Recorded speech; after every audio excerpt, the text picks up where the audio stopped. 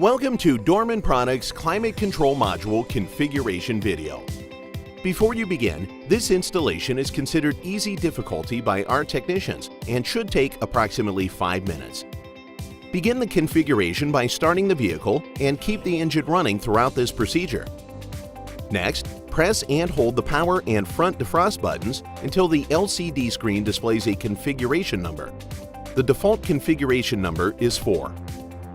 Use the on-screen table to select your vehicle's application configuration number. In this example, the number is 4. Once the number is located, use the fan up or fan down buttons to select your configuration number. The first digit on the display will change to a 5, indicating the configuration needs to be set. Now that the desired configuration is displayed, press and release the recirculation button. The first digit will change back to a 0, indicating the configuration has been set.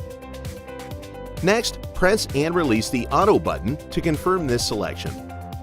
Finally, wait while the system performs a calibration sequence that will be indicated by the recirculation and front defrost button lamps being illuminated. This may take up to a minute to fully calibrate. Once one or both of the lamps turn off, the configuration is complete. If for any reason the wrong configuration number was used, it can be changed again.